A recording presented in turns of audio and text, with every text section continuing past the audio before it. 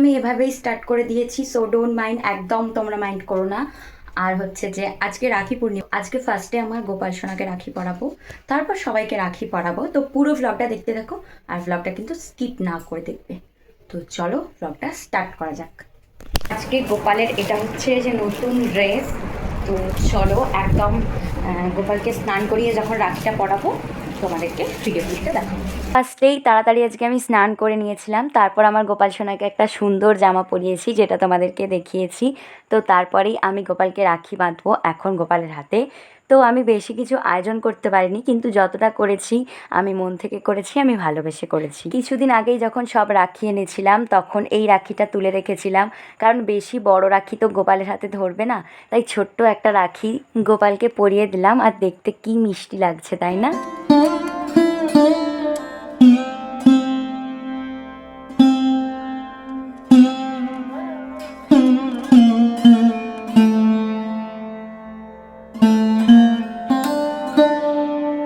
আমার গোপাল সোনাকে রাখি পরানোর পরেই সব ঠাকুরকে সুন্দরভাবে পুজো দিয়ে আমি চললাম আমার বান্ধবীকে রাখি পরাতে। আমার ছোটবেলার বান্ধবীকে আর কি রাখি পরাতে এলাম। আগে আমরা ছোটবেলায় প্রচুর মজা করেছি, একটা চিকে সব রাখি নিয়ে আমরা পাড়ায় বেরিয়ে পড়তাম, সবাইকে ধরে ধরে রাখি পরাতাম। এখন তো আর সেই রকমভাবে বেরোনোই হয় না। তারপরেই বাড়ি এসে দেখলাম আমার দিদি আমাকে রাখি পরাতে এসছে, তাও আবার নিজের হাতে রাখি বানিয়ে। দিদির রাখি পরানো হয়ে যেতেই তারপর আমি সব রেডি করছিলাম, কারণ এবার আমার জামাইবাবুকে আমি রাখি পরাবো। যদিও বা আমি জামাইবাবু বলি না, বেশিরভাগ সময় আমি দাদাই বলি, বেশিরভাগ সময়কে আমি আবিরদাই বলে ডাকি।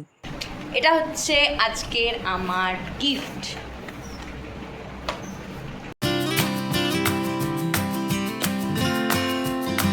এবার হচ্ছে যে আমার পাশের বাড়ি দুটোর দাদাকে রাখি পরাতে এসেছি। প্রতি বছরই দাদাদেরকে আমি রাখি পরাই। আজকে সারাদিনটা বেশ মজায় মজায় কাটলো, তবে বিকেলে এখনও একবার মজা করার পালা, কারণ আজ তো ছিল শনিবার, আবার রাখি পূর্ণিমা। তো আমাদের ডান্স ক্লাসে সবাইকে রাখি পরাবো গিয়ে, আর ম্যামকেও।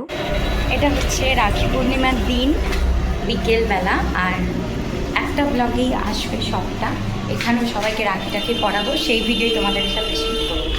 ফার্স্টে গিয়ে আমরা ক্লাস করে ফেলি, তারপরেই আমরা সবাই সবাইকে রাখি পরিয়েছিলাম। আর আজকে না অনেকেই আসেনি, তাই একটু যেন কেমন ফাঁকা ফাঁকা লাগছিল। সবাইকে রাখি পরিয়ে চকলেট দিয়ে ওখান থেকে চলে আসি, কারণ এবার বাড়ি যেতে হবে, প্রচণ্ড ক্লান্ত লাগছে আজকে শরীরটা। আর আমি যখন ব্লগটাতে ভয়েস দিচ্ছি তখন বাজে প্রায় রাত 1টা। কিছু করার নেই, চারিদিকে প্রচণ্ড চিৎকার আসে সন্ধেবেলা।